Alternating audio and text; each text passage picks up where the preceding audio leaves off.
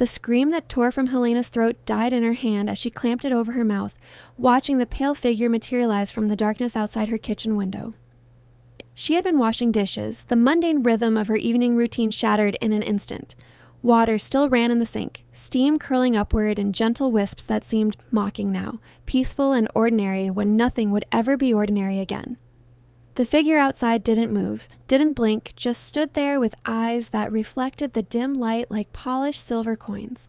White hair fell past broad shoulders, and even through the glass she could see the unnatural pallor of skin that had never known sunlight. Not in decades, perhaps not in centuries. Her son. She had to get to her son. Helena turned and ran, her wet hands leaving dark prints on the wooden banister as she took the stairs 2 at a time. 12 years. 12 years of running, of hiding, of keeping Elias safe in the shadows, teaching him to be invisible, to be nothing, to be no one. 12 years of looking over her shoulder, of never staying anywhere longer than a few months, of elaborate lies and forged documents and terror that lived in her bones. And now they had found them. "Elias," she whispered urgently, pushing open his bedroom door. He sat cross-legged on his bed, a book open in his lap, his dark hair falling into eyes that were too knowing for his age. He looked up at her, and she saw him read everything in her expression. He had learned to do that, to understand fear and urgency without explanation. It was one of many things she had taught him that no child should have to know. "They're here," he said. Not a question. A statement of fact delivered in a voice that barely trembled. "The closet, now, like we practiced." But even as she said it, even as Elias moved with practiced efficiency toward the hidden panel in the back of his closet, Helena heard the sound that made her blood freeze. The front door opening. Not kicked in, not broken, just opened, as if whoever stood outside had simply willed the lock to surrender. Footsteps on the hardwood floor, slow, deliberate, confident. "There's no point in hiding." The voice that drifted up the stairs was male, rich and deep, with an accent that spoke of old Europe, of centuries past. "I can hear both of your heartbeats. The woman's racing like a rabbit, the child's trying so very hard to be brave." Helena pulled Elias against her, his thin body trembling despite his efforts to remain still. She had a knife in her nightstand, silver-plated, bought from a man in Prague who had promised it would work against vampires. She had never wanted to find out if he had been telling the truth. "Please," she called out, her voice cracking. "Please, he's just a child." Silence, then those footsteps again, ascending the stairs now with that same unhurried pace. Helena grabbed the knife, positioned herself between Elias and the door. The footsteps stopped just outside. She could see a shadow in the gap beneath the door, unmoving. Helena Jameson, her name in that voice, spoken with absolute certainty. Born in Seattle 29 years ago, disappeared from all records 12 years past, and the boy, Elias. No father listed, no birth certificate filed with any human authority. "How do you know?" "I am Konstantin Draculish, High King of the Northern Territories, Lord of the Crimson Court, and sovereign ruler of all vampiric kind from the Atlantic to the Urals." The door swung open, and he stood there, filling the doorway with a presence that seemed to expand beyond his physical form. He was tall, powerfully built beneath clothes that were expensive and perfectly tailored. His hair was white as fresh snow falling straight to his shoulders, framing a face of sharp, aristocratic beauty. His skin held that telltale pallor, luminous and bloodless. His eyes were the pale gray of winter ice, ancient and knowing. "I know everything that occurs within my domain, every vampire, every human who consorts with them, every secret they try desperately to keep." Helena raised the knife with shaking hands. "Stay back." Konstantin's gaze flicked to the weapon, and something that might have been amusement crossed his features. "Silver-plated steel, a decent effort. It would hurt, certainly, though not nearly enough to stop me." He took a step into the room, and Helena pressed back against the closet door, feeling Elias's small hands clutching at her shirt from behind. "But I did not come here to harm you, either of you. I came because I have been searching for this boy for 12 years, and I would very much like to know why his mother has gone to such extraordinary lengths to hide him from me." "You can't have him," Helena said, and was surprised by the steel in her own voice. I don't care who you are or what you want. He's my son. Is he? Konstantin moved closer, and Helena saw his nostrils flare slightly. He was scenting the air, she realized with horror, reading them through smell like an animal tracking prey. How curious. The boy carries vampire markers, latent, suppressed, but unmistakable. Yet you are entirely human. So who, I wonder, was foolish enough to sire a dhampir child and then abandon it? The word hit Helena like a physical blow. Dhampir. She had heard it whispered once, years ago, by the woman who had warned her to run. Half vampire, half human, an abomination to some vampire bloodlines, a treasure to others. A child born of two worlds and belonging fully to neither. I'm his mother, she repeated. That's all that matters. Where is the father? Dead. The lie came easily, worn smooth by 12 years of repetition. He died before Elias was born. Konstantin studied her with those ancient eyes, and Helena had the uncomfortable sensation of being dissected. Every layer of her deception peeled back and examined. You lie poorly, but I will not press the matter tonight. What I need you to understand is this. A dhampir child is exceptionally rare. Vampire blood does not easily quicken in human wombs. In 5 centuries, I have heard of perhaps a dozen cases. Most ended badly. The children were too powerful, too dangerous. They were destroyed by those who feared what they might become. Helena felt Elias press closer against her back. Then why are you here? To destroy him? On the contrary. Konstantin's expression shifted into something harder to read, a complexity of emotion that seemed at odds with his regal bearing. I am here because 3 vampire lords have recently learned of your son's existence. They are less enlightened than I am. They see a dhampir as a threat to the natural order, a corruption of pure bloodlines. They will come for him, and when they do, they will not be as patient or as merciful as I am being now. Then we'll run. We've done it before. And where will you run that I have not already found you? I tracked you here across 8 countries and 17 cities. I know every alias you have used, every forgery you have purchased, every desperate bargain you have made to keep this child hidden. You are resourceful and devoted, and you have done remarkably well for a human, but you cannot run from what is coming. He paused, letting his words sink in. However, I can protect you both, if you come with me willingly. Helena's laugh was bitter, edged with hysteria. Right into the Vampire King's palace. That sounds perfectly safe. My court is the safest place in this world for a dhampir child. Under my protection, under my law, no vampire would dare harm him. He would be educated, trained in the use of his developing abilities, prepared for the life he will have to lead. Konstantin's gaze shifted, looking past Helena to where Elias huddled behind her. Come out, boy. Let me see you properly. Don't, Helena said sharply, but Elias was already moving, slipping out from behind her with a courage that made her heart ache. He stood there in his pajamas, small and thin and desperately mortal looking, and stared up at the Vampire King without flinching. Are you going to kill my mom? Elias asked, his voice steady. Konstantin crouched down, bringing himself to eye level with the child. No, I give you my word as king and as a creature of honor. Your mother will come to no harm from me or from any vampire under my command. Can vampires lie? A slight smile touched Konstantin's lips. Yes, but we take our oath seriously. When we give our word, we are bound by it in ways that go deeper than human promises. I swear to you, Elias, on my crown and my bloodline, that I will protect both you and your mother from all who would seek to harm you. Elias looked back at Helena, his dark eyes searching her face. Mom? She wanted to say no, wanted to grab him and run, to disappear into the night one more time. But she was so tired.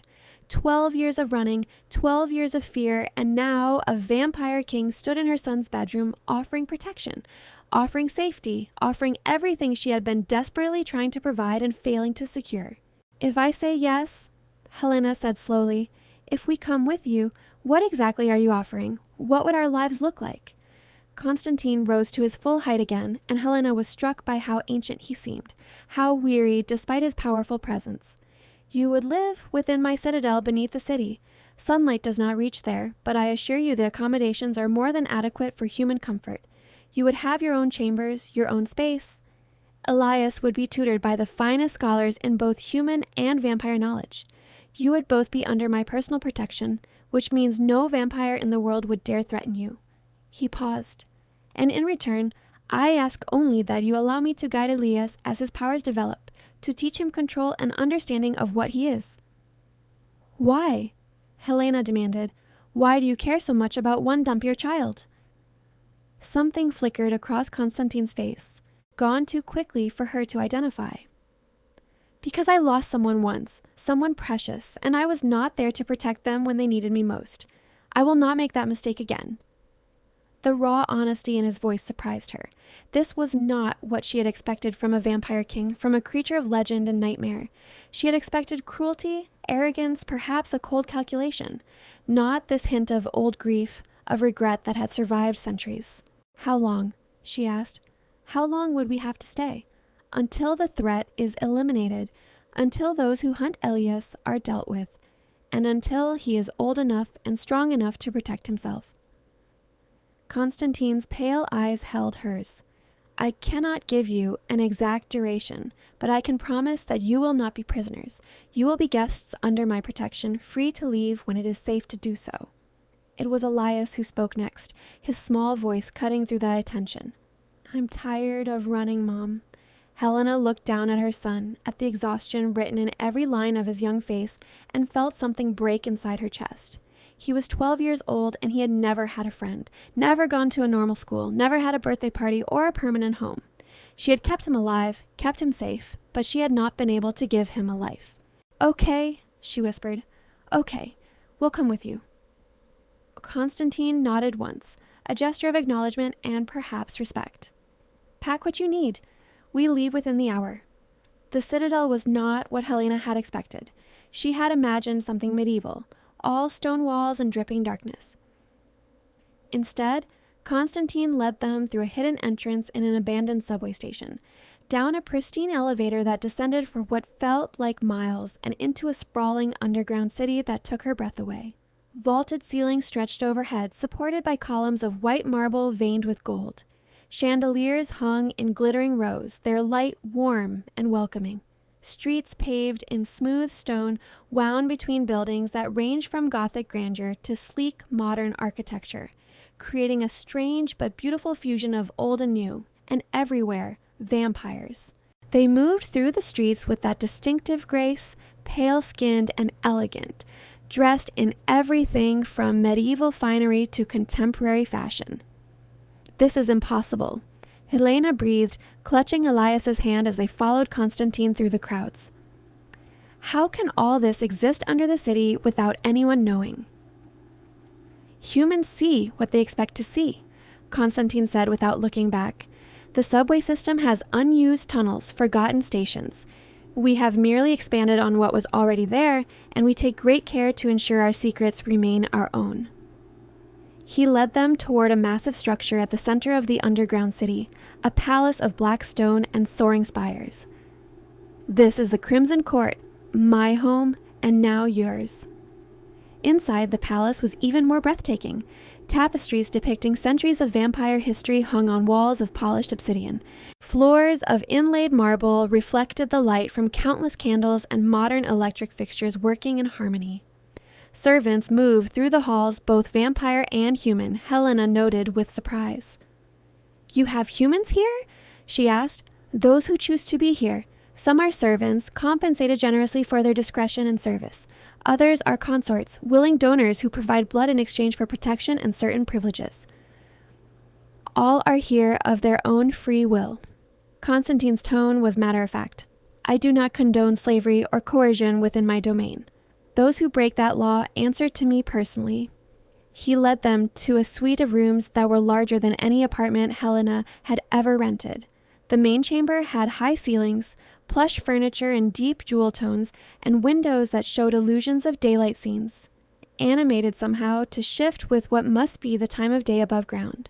2 bedrooms branched off the main space, each furnished with careful attention to comfort. "These are your chambers," Konstantin said. "You may furnish them as you wish, within reason. Meals will be brought to you if you prefer privacy, or you may dine in the common halls. There is a human quarter in the eastern section where you will find others of your kind, should you desire company. He looked down at Elias. And tomorrow, if you are willing, I would like to begin your training. Elias nodded solemnly. Helena wanted to protest, to keep her son close, but she forced herself to remain quiet.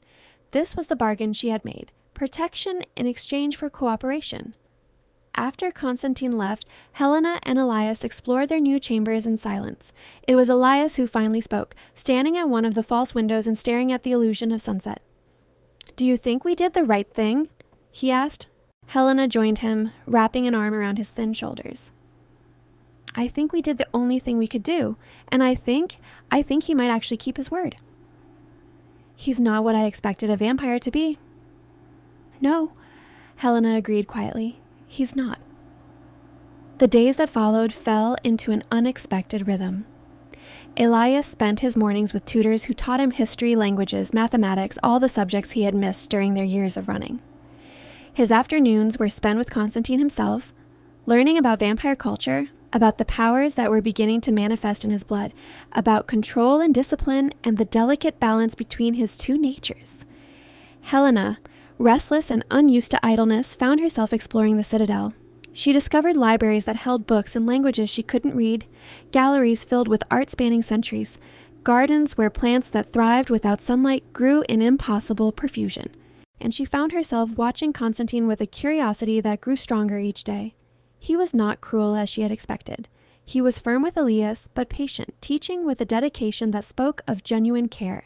He was scrupulously polite to Helena, treating her not as a prisoner or a burden, but as an honored guest. And when court business called him away, she saw glimpses of a ruler who was both feared and respected, who dispensed justice with a fairness that surprised her. 3 weeks after their arrival, Helena was in one of the libraries when Konstantin found her.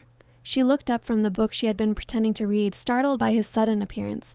"You move very quietly," she said. "An old habit." He gestured to the chair across from her. "May I?" She nodded, and he sat with that fluid grace that marked all his movements. For a moment, they simply regarded each other in the warm lamplight. "Elias is progressing remarkably well," Konstantin said. "His control is developing faster than I anticipated. He has a strong will and a quick mind."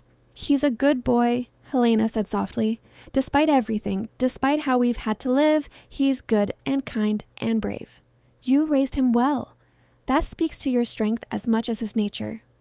Konstantin's pale eyes studied her face. "You have questions. I can see them in your expression every time you look at me. Ask them." Helena set her book aside, leaning forward slightly. "Why do you really care so much about Elias? The truth this time, not the partial answer you gave me that first night." Konstantin was quiet for a long moment, his expression distant. When he spoke, his voice was low and weighted with old pain. 200 years ago, I loved a human woman. Her name was Isadora. She was brilliant and fierce, and she saw me not as a monster, but as a man, despite what I was. We were together for 5 years, and then she became pregnant." Helena's breath caught. "Elias isn't—" "No. The child was not carried to term. Isadora's body could not sustain the pregnancy. The vampire blood was too strong, too toxic. She died giving birth to a child who lived for only moments." His hands clenched on the arms of his chair. "I had the power to save her, to turn her, to make her vampire. But she had made me promise years before that I would never do so, that she would live and die human. And I honored that promise even as it destroyed me." "I'm sorry," Helena whispered and meant it. "When I learned of Elias, of a dhampir child who had survived, who was healthy and strong, I had to know how it was possible. I had to see him, to understand. And when I found you both, when I saw how desperately you were fighting to protect him, I knew I could not walk away." His gaze met hers, raw and honest. "I failed Isadora. I failed our child. I will not fail yours." Helena felt tears prick her eyes. "You're not what I thought vampires were. We are not all monsters, though enough of us are that your fear was justified." He rose, a slight smile touching his lips. "Elias has asked if you might join us for his training tomorrow. I think he would benefit from your presence." "I'd like that," Helena said. "Thank you." After he left, Helena sat in the quiet library and let herself acknowledge the truth she had been avoiding for days. She was beginning to care for Konstantin Draculish, vampire king, ancient predator, creature of darkness. And that terrified her more than anything else in this strange new world. The attack came 6 weeks into their residence at the Crimson Court. Helena woke to the sound of alarms, a wailing that echoed through the stone corridors and sent her heart into her throat. She ran to Elias's room, found him already awake and frightened. "What's happening?" he asked. Before she could answer, their door slammed open and a vampire she didn't recognize appeared. A woman with white hair, cut short, and eyes like chips of ice. "Come with me. Now, the king's orders." They followed her through corridors that had erupted into controlled chaos. Vampires moved with purposeful speed, some armed with weapons that looked medieval, and others carrying guns that were decidedly modern. The woman led them to a reinforced chamber deep in the palace's interior and pushed them inside. "Stay here. Do not open this door for anyone but the king himself." The door slammed shut, and Helena heard the sound of locks engaging. She pulled Elias close, both of them standing in the center of the windowless room, listening to the muffled sounds of combat that filtered through the walls. "It's because of me, isn't it?" Elias said, his voice small. "They're here for me. Konstantin will protect us," he promised. They waited in that locked room for what felt like hours, but was probably less than one. Helena heard sounds that made her blood run cold. Screams, the clash of metal, sounds that might have been gunfire or might have been something worse. And then, finally, silence. Footsteps approached the door. A voice called out, muffled but recognizable. "Helena, it's safe now." She recognized Konstantin's voice and moved to unlock the door, her hand shaking. He stood in the corridor, and for the first time since she had met him, he looked disheveled. His white hair was pulled back in a hasty tie, and there was blood on his clothes, dark and glistening. But his eyes were steady, and when he looked at them, Helena saw relief. "Are you hurt?" he asked. "No, we're fine. What happened?" "The 3 lords I warned you about. They came with a small force, thinking to breach my defenses and take Elias by surprise. They were wrong." His expression was hard, dangerous. "They have been dealt with, permanently." "You killed them?" Elias asked. "I executed them according to vampire law. They violated the sanctity of my court, threatened those under my protection, and ignored multiple warnings to stand down. Yes, I killed them." Konstantin's voice was matter-of-fact. "And I have sent a message to every vampire lord in the northern territories. Anyone who threatens you or your mother will face the same fate." Helena should have been horrified, should have been repulsed by the casual way he spoke of execution and death. But all she felt was a fierce gratitude, a sense of safety that she had not experienced in 12 years. "Thank you," she said quietly. Konstantin's expression softened slightly. "Come, I will have fresh chambers prepared for you while yours are checked for any potential breaches, and then I think we could all use some rest." But as they followed him through the corridors, Helena saw the way other vampires looked at their king. Not with fear, though there was certainly respect, with loyalty, with devotion. Konstantin Draculish commanded not through terror but through strength tempered with fairness, and his people loved him for it. That night, after Elias had finally fallen asleep in their temporary quarters, Helena found herself unable to rest. She wandered the palace hallways until she found herself in a small courtyard garden. One of the spaces where plants grew under artificial light and the ceiling was painted to resemble a night sky. "You should be sleeping." She turned to find Konstantin standing in the doorway, changed into fresh clothes, his hair loose around his shoulders. He looked tired, she realized, truly tired, in a way that went beyond physical exhaustion. "So should you," she said. He moved into the garden, coming to stand beside her near a fountain where water splashed softly over dark stones. "I have not needed sleep in the way humans do for 5 centuries, but tonight I find myself weary in my bones. You saved us again. It is my duty, my promise." Helena turned to face him fully, searching his ancient face in the dim light. "It's more than that. You care. About Elias, yes, but also about your people, about maintaining order and justice in this world beneath the world. Why did you become king?" Konstantin was quiet for a long moment. "I did not seek the crown. It was thrust upon me 300 years ago when the previous king became corrupt, when he began to see humans as nothing more than cattle, when he threatened to expose our kind to the world above out of sheer arrogance. I challenged him and won, and in doing so, I inherited all the responsibilities and burdens of rule. He looked down at his pale hands. Some days, I wonder if I made the right choice, if the weight of centuries of leadership has been worth the loneliness. Loneliness? Helena asked softly.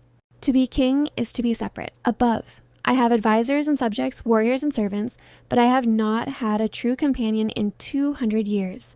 Not since Isadora. His eyes met hers, until perhaps now. Helena's breath caught. Konstantin. I know it is impossible. I know that you are human and I am vampire, that I am ancient and you are young, that by every measure we should not understand each other at all. But these past weeks, watching you with Elias, speaking with you, learning your mind and your strength, I have felt something I thought long dead.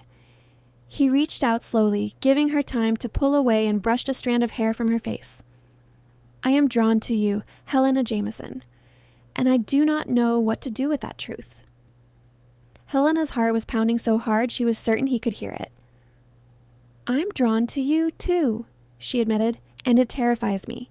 Everything I've ever known about vampires told me to fear them, to run, to never trust. But you've shown me something different. You've been kind and protective and honorable, and I don't know how to reconcile that with what I thought I knew. Konstantin's hand cupped her cheek, his skin cool against her warmth. I would never hurt you, never force you to anything you did not freely choose. But if you would allow it, I would very much like to know you better, to see if what I feel might be reciprocated, to discover if perhaps fate has given me a second chance at something I thought lost forever. Helena leaned into his touch, letting herself feel the impossible rightness of it. I would like that too. He kissed her, then gentle and careful, as if she were something precious that might break. His lips were cool but not cold, firm and sure, and Helena felt heat bloom through her entire body. She kissed him back, her hands coming up to rest on his chest, feeling the strange stillness where a heartbeat should have been. When they finally pulled apart, both slightly breathless, Konstantin rested his forehead against hers. I have not felt this in 2 centuries, he murmured. This hope, this possibility. Neither have I, Helena whispered back. I've been so focused on survival, on protecting Elias, that I forgot what it felt like to want something for myself. They stood together in that garden beneath the false stars, and for the first time since Elias's birth, Helena let herself imagine a future that might hold more than just running and hiding, a future that might hold love. The weeks that followed were a revelation. Konstantin courted Helena with a patience and attention that spoke of centuries of experience, but also genuine feeling. He showed her the history of his court, told her stories of ages past, introduced her to the complexities of vampire politics and society. And Helena, for her part, showed him what he had been missing: the simple joys of human connection, the value of laughter and spontaneity, the beauty in small moments rather than grand gestures. Elias watched their growing relationship with a solemnity that sometimes made Helena's heart ache. One evening, as she was tucking him into bed, he looked up at her with those knowing eyes and asked the question she had been dreading. Do you love him? Helena sat on the edge of his bed, smoothing his dark hair back from his forehead. I think I might. Does that bother you? He's not human, Mom. No, he's not. Elias was quiet for a moment, processing. But he's good to you and to me, and he makes you smile in a way I haven't seen before. He does, Helena admitted. Then I think it's okay. I think you deserve to be happy. Elias's expression turned more serious, older than his years. You've spent my whole life protecting me, running with me, giving up everything for me. Maybe it's time you had something for yourself. Helena pulled him into a tight embrace, blinking back tears. When did you get so wise? I've had a good teacher, he said, his voice muffled against her shoulder. That night, after Elias was asleep, Helena went to find Konstantin. She found him in his private study, a room lined with books and maps illuminated by candlelight and the soft glow of a modern lamp. He looked up as she entered, and the smile that crossed his face was genuine and warm. Helena, I was just thinking of you. I wanted to talk to you about something, she said, closing the door behind her. About us, about what this is becoming. Konstantin set aside the document he had been reading and gave her his full attention. I am listening. Helena moved closer, her heart racing but her decision made. I've spent 12 years being afraid. Afraid of vampires, afraid of being found, afraid of losing Elias. And now I'm here, in the heart of the vampire world, falling in love with the vampire king, and I realize that the thing I should be most afraid of is letting fear control me anymore. She watched emotions flicker across his ancient face. Hope, caution, longing. What are you saying? I'm saying that I want this. I want you. I want to see where this connection between us leads, and I want to stop being afraid of it. She took his cool hands in her warm ones. I know there are complications. I know that you're immortal and I'm not, that our worlds are different, that there will be people who won't understand or accept this. But I also know that what I feel for you is real, and I think what you feel for me is real, and that has to count for something. Konstantin stood, pulling her gently into his arms. It counts for everything, he said, his voice rough with emotion. You are the first person in 200 years to make me believe that I could have this again, that I could love and be loved, that I could be more than just a king, more than just a creature of darkness. Helena tilted her face up to his. Then be more, be mine. He kissed her with a passion that had been restrained until now, and Helena responded with equal fervor. They moved together toward the plush couch in his study, his hands gentle but sure as they explored the shape of her own fingers threading through his white hair. There was heat between them, despite his cool skin, a fire that burned all the brighter for the impossibility of their union. When they finally broke apart, both breathing hard, Konstantin held her close and whispered against her hair. I love you, Helena Jameson. I have loved you since the moment I saw you standing in your son's bedroom with a silver knife and absolute determination in your eyes. You are fierce and brave and beautiful, and I will spend however long you give me proving myself worthy of you. Helena's eyes stung with tears. I love you too, and you don't have to prove anything. You already have. They stayed together that night, talking until the false dawn began to lighten the illusion windows throughout the citadel. They spoke of everything and nothing, of Konstantin's centuries of life, of Helena's childhood in Seattle, of dreams and fears and hopes for a future neither of them had expected to find. It was Konstantin who finally broached the subject they had both been avoiding. You know that I could offer you immortality, if you wished it. The transformation is not easy, but you would survive it and you would have eternity. Helena had been expecting this, had been thinking about it since that first kiss in the garden. And what would that mean? What would I become? Vampire, fully. You would need blood to survive, though you could choose ethical sources as I do, willing donors or stored supplies from blood banks. You would be unable to tolerate sunlight. You would be stronger, faster, nearly immortal unless killed by specific means. And you would have forever if you wanted it. Would I still be me?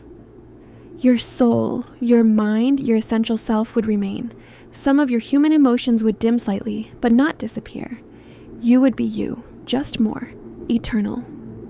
He stroked her hair gently. But I make this offer without pressure or expectation. If you choose to remain human, to live your natural span and no more, I will love you no less fiercely for every day you have. Helena was quiet, considering. Can I think about it? This isn't a decision I can make lightly. Of course, take all the time you need. I have waited 200 years.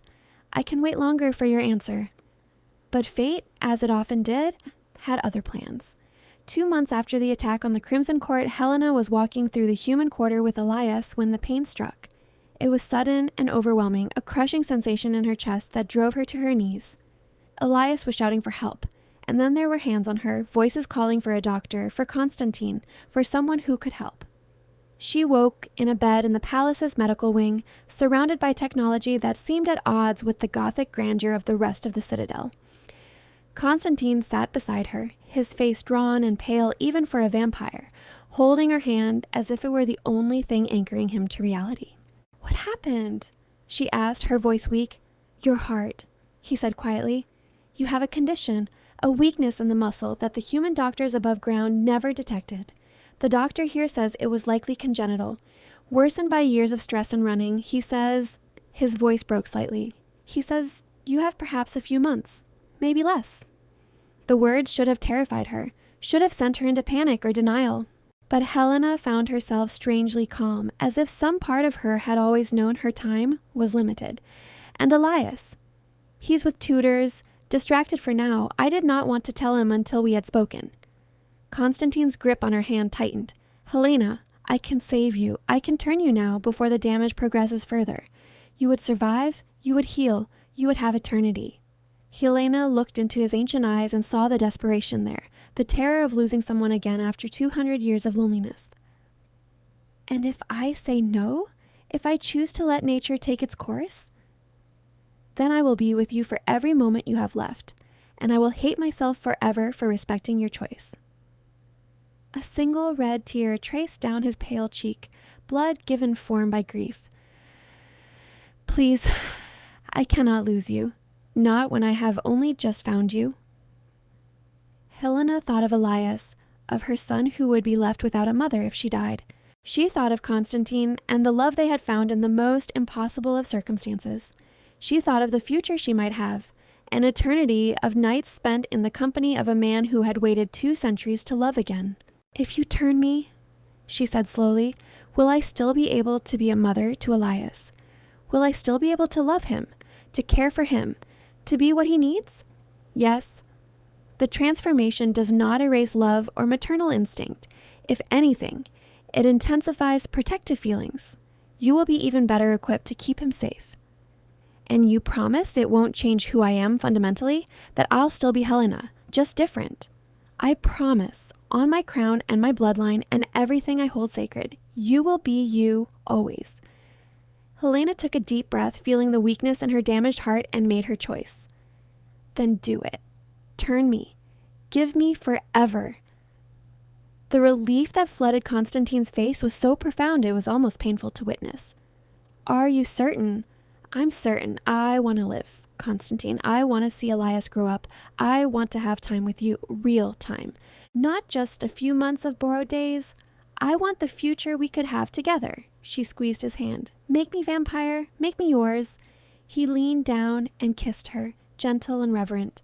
The transformation is not easy. It will hurt, and there will be days when you wish I had let you die peacefully.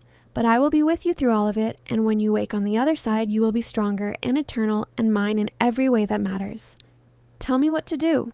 Konstantin called for the doctor, a vampire physician who had seen centuries of medical practice, both human and supernatural. Together, they explained the process. Konstantin would drain her to the point of death and then give her his own blood.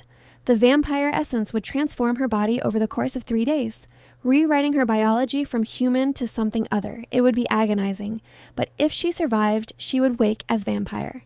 I need to see Elias first, Helena said. I need to explain. They brought her son to her, and Helena saw the fear in his eyes when he understood how sick she was. She pulled him close, ignoring the protests of the doctor who wanted her to conserve her strength. Listen to me carefully, she said. My heart is failing. If I do nothing, I will die within months.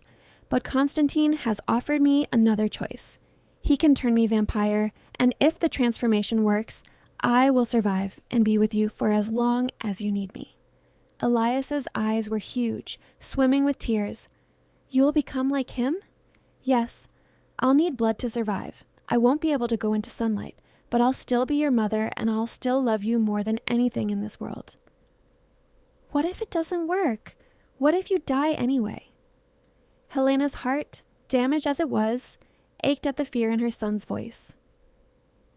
Then you will be cared for here by Konstantin, who has promised to protect you always.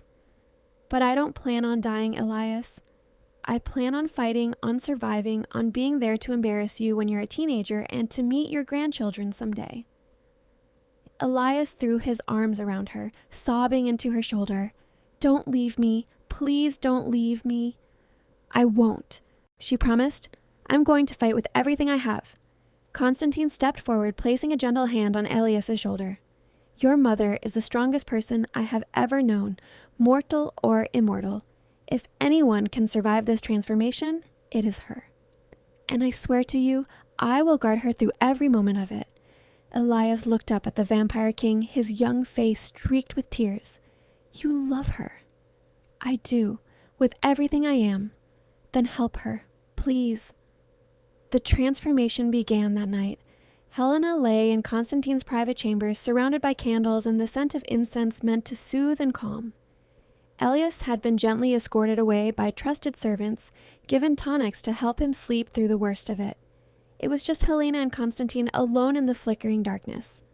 "I am terrified," Konstantin admitted, kneeling beside the bed. "I have not turned anyone in over a century. I have not risked this since Isadora?" Helena guessed gently. "I tried to turn her when she was dying, but it was too late, her body too damaged. The transformation killed her rather than saved her." His pale eyes were haunted. "If I lose you the same way," Helena cupped his face in her hands, forcing him to meet her gaze. "You won't. I am not dying yet. My heart is weak, but I am still strong. I will survive this, Konstantin. I will." He nodded, and she saw him draw on centuries of discipline and control. "Then let us begin." He bit into his own wrist first, drawing blood that was dark and rich. "You will drink this first. It will prepare your body for the change.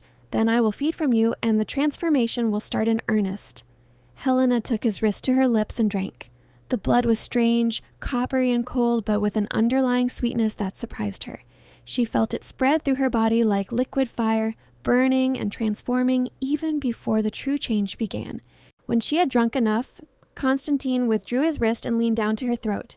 "This will hurt," he warned, "but I will be as gentle as I can."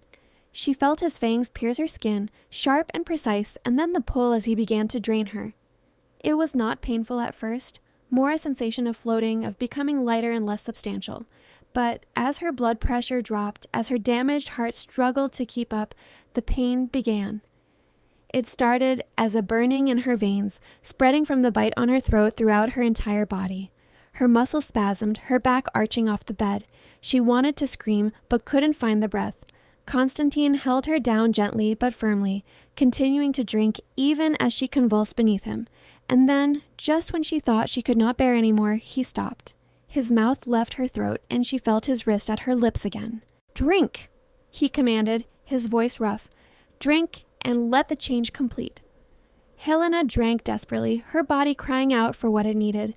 The blood flowed into her, mixing with what remained of her own, and the transformation kicked into full force. The pain was indescribable. Every cell in her body was dying and being reborn, her humanity burning away to make room for something new. She was vaguely aware of Konstantin beside her, holding her hand, speaking words of encouragement and love, but most of her consciousness was consumed by the agony of change. Hours passed, maybe days. She lost all sense of time. There were moments of lucidity where she could hear Konstantin singing to her in languages she didn't know, could feel cool cloths on her burning skin. And there were periods of darkness where the pain swallowed her whole and she knew nothing but suffering. But slowly, gradually, the pain began to recede. Her convulsions calmed. Her breathing, which she realized with a shock she no longer needed, evened out. And finally, after what Konstantin later told her was 3 full days, Helena opened her eyes. The world looked different. Colors were more vivid, details sharper. She could hear things she had never noticed before. The sound of water running through pipes in distant parts of the palace, conversations happening rooms away, the rustle of fabric as Konstantin shifted beside her. "Helena." His voice was tentative, hopeful and fearful in equal measure. She turned her head to look at him and saw him with new eyes. Every detail of his face was clear and perfect, from the fine lines that age and transformation had etched around his eyes to the exact shade of winter gray in his irises. "I made it," she said, and her own voice sounded different to her ears, richer and more resonant. Konstantin's expression crumbled into pure relief and joy. He pulled her into his arms, holding her so tightly it would have crushed her human body, but now felt merely secure. "You made it. You survived. You are vampire." Helena returned his embrace, marveling at her new strength, at the way her body moved with liquid grace. "I feel different. Everything is different. You need to feed. Your body is craving blood even if you do not recognize the hunger yet." He pulled back enough to look at her face. "I have volunteers waiting, or we have stored blood if you prefer." The mention of blood made Helena aware of the hollowness inside her, a gnawing need that was both terrible and strangely thrilling. "Volunteers? willing donors from the human quarter. They are compensated and provide the service regularly. It is safe and ethical. Konstantin stroked her hair, which she noticed with the start was now shot through with strands of pure white. But if you prefer privacy for your first feeding, stored blood will sustain you. Stored blood? Helena decided. Until I understand this hunger better. Konstantin called for servants who brought a crystal decanter filled with dark liquid. The smell of it made Helena's fangs extend, sharp points emerging from her gums without her conscious control. She took the glass Konstantin poured and drank, and the taste was exquisite, satisfying in a way no food or drink had ever been. When she had finished, when the worst of the hunger had been sated, she finally asked the question that had been burning in her mind. Where is Elias? Waiting outside. He has barely left the door in 3 days. Shall I let him in? Helena nodded, and Konstantin opened the door. Elias burst into the room, his young face showing the strain of 3 days of worry. He stopped short when he saw Helena, his eyes going wide. Mom! Helena opened her arms, and Elias ran to her. She held him close, breathing in his scent, which was now layered with complexities she had never noticed before. I'm here, baby. I'm still here. Your eyes are different, Elias said, pulling back to stare at her. They're lighter, and your hair... The transformation changes some physical aspects, Konstantin explained gently, but she is still your mother in every way that matters. Elias searched Helena's face, and she let him look his fill, let him see the changes, and understand that she was still fundamentally the same person. Finally, he hugged her again. I was so scared. I know. I'm sorry I put you through that, but I'm okay now. Better than okay. She looked over his head to Konstantin, who was watching them with an expression of such tenderness it made her chest ache. We're all going to be okay. The months that followed were a period of adjustment and joy in equal measure. Helena learned to control her new strength, to navigate the world with vampire senses, to manage the hunger that was now a constant part of her existence. Konstantin taught her with infinite patience, and she proved to be a quick study. Elias adapted remarkably well to having a vampire mother. If anything, he seemed relieved that she was now strong enough to truly protect herself, that he no longer had to worry about her human fragility. And as his own dhampir powers continued to develop under Konstantin's guidance, the three of them became something like a family. The Crimson Court accepted Helena as their king's consort with varying degrees of warmth, but Konstantin's clear devotion to her and her own growing confidence won over all but the most traditional vampires. She became involved in court politics, offering a perspective that bridged human and vampire concerns and proved surprisingly adept at diplomacy. 1 year after her transformation, Konstantin came to Helena with a small velvet box. They were in the garden where they had shared their first kiss, surrounded by flowers that bloomed in eternal night. I have something for you, he said, and there was a nervousness in his ancient eyes that she found endearing. Helena took the box and opened it to find a ring of white gold, set with a stone that seemed to capture and reflect the light like a frozen star.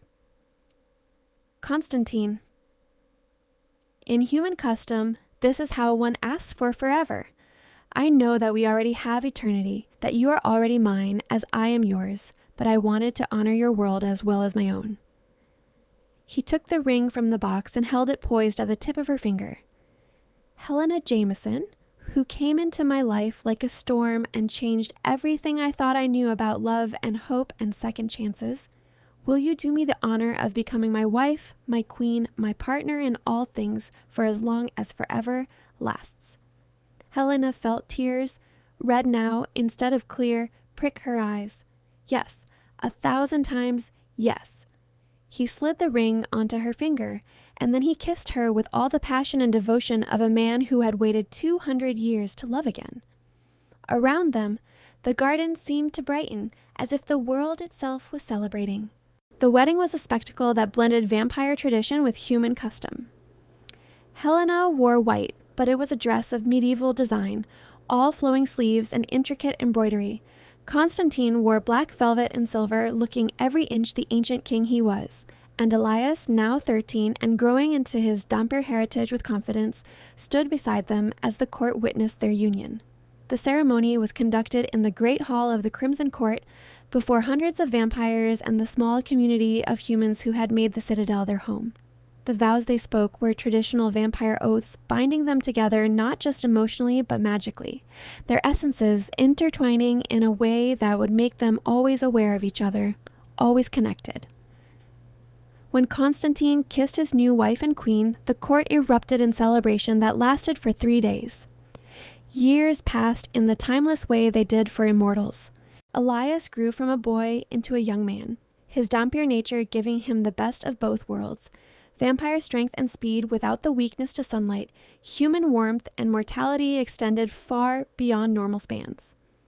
At 18, he chose to leave the Citadel to attend university in the human world, ready to build a life that bridged both his natures. Helena cried red tears as she helped him pack, proud and terrified in equal measure. "You'll be careful. You'll call if you need anything?" Elias hugged her tight. "Mom, I've had the best teachers in the world, a mother who crossed countries to keep me safe, and a stepfather who is literally the vampire king. I think I can handle college." Konstantin appeared in the doorway, his expression fond. "Your mother worries because she loves you. Indulge her." "I will, and I'll visit during breaks. This isn't goodbye forever. It's just goodbye for now." Elias looked between them, his expression turning serious. "Thank you both. For everything, for giving me a home, a family, a chance to be who I am without fear." "You never have to thank us for loving you," Helena said softly. After Elias left, the Citadel felt quieter, but it was not an empty quiet. Helena and Konstantin fell into new rhythms, ruling the court together, traveling to other vampire territories to build alliances and maintain peace. They were partners in every sense, complementing each other's strengths and supporting each other through challenges. One evening, 10 years after Elias had left for university, Helena and Konstantin stood on a balcony that overlooked the underground city they governed. Elias had just called to announce his engagement to a brilliant dhampir woman he had met during his travels, and they were still smiling from the joy in his voice. "We did well," Konstantin said quietly, pulling Helena against his side. "He has grown into a remarkable man." "He has, though I suspect he would have been remarkable regardless of what we did." Helena leaned her head on her husband's shoulder. "Did you ever imagine this? When you first found us that night, did you think it would lead to all of this?" "I dared not hope for it, but I am grateful beyond measure that it did." Konstantin turned to face her fully, his pale eyes full of love and devotion. "You saved me, Helena. I was becoming cold, distant, more ancient king than man. You reminded me how to feel, how to live, rather than simply exist. You gave me a family, a purpose beyond duty, a reason to look forward to eternity, rather than simply endure it." Helena reached up to cup his face, marveling as she always did that she got to touch him, to love him, to call him hers. "And you saved me and Elias. You gave us safety and a home. You showed us that vampires could be noble and kind as well as dangerous. You loved us when we desperately needed to be loved." "I will love you until the stars burn out and the world ends," Konstantin promised, "and beyond, if such a thing is possible." "Then I suppose we have quite the adventure ahead of us," Helena said with a smile. He kissed her under the painted stars of their underground realm, and it was a kiss that held all the passion and tenderness of a love that had overcome impossible odds, that had transformed from fear to trust to devotion. A love that would endure for all the endless nights to come. 30 years after that night in Elias's bedroom when Konstantin had first appeared and changed everything, Helena stood in the same garden where she had first kissed her vampire king. She was expecting Elias and his family for a visit, along with the 3 grandchildren she adored beyond measure. The Citadel had been decorated in their honor, and the kitchen staff had prepared both human food and appropriate refreshments for the dhampir children. Konstantin came up behind her, wrapping his arms around her waist and resting his chin on her shoulder. "Nervous? Excited? I haven't seen them in 3 months. The twins will have grown so much." She turned in his embrace. "Thank you." "For what, my love?" "For being patient enough to court a terrified human woman with a secret. For being strong enough to protect us when we needed it. For being wise enough to teach Elias what he needed to know. For being loving enough to give me eternity." Helena smiled up at him. "For being you." Konstantin's expression softened into pure love. "You are my greatest joy, Helena, my unexpected blessing, my second chance at a happiness I thought lost forever." I would do it all again, endure any hardship, face any danger if it meant finding my way to you. They kissed, gentle and sweet, a kiss between partners who knew each other completely and loved each other unconditionally. And when they pulled apart, they heard the sounds of arrival, of Elias's voice calling out in greeting, of children's laughter echoing through the halls. Hand in hand, the vampire king and his queen went to welcome their family home. And in that moment, surrounded by love and laughter in a realm of eternal night, Helena knew that she had made all the right choices. She had run to protect her son, and in doing so had found not just safety, but love, not just survival, but a life rich with meaning and joy. The shadows that had once hidden them had given way to light of a different kind, the kind that came from love and family and hope, and that light would burn forever, immortal and unwavering, a testament to the power of a mother's courage and a king's devotion. Their story, which had begun in fear and desperation, had become a legend whispered throughout the vampire world. The tale of the human woman who had raised her dhampir son in secret, the king who had found them both, and the love that had transformed them all. It was a story of second chances and impossible connections, of family forged not just by blood, but by choice. And it was a story that would never end, because their love, like their lives, had become eternal.